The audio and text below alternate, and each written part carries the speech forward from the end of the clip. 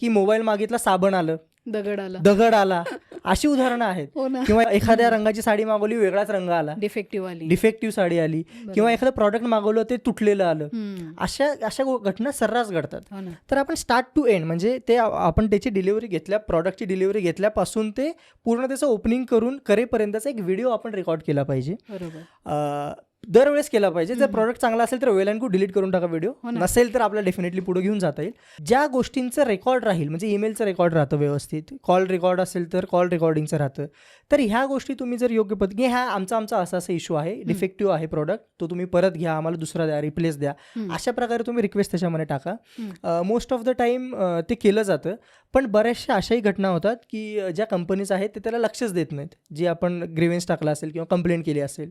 मग अशा वेळेस आपल्याला ही गोष्ट कन्झ्युमर कोर्टात घेऊन जावी लागेल.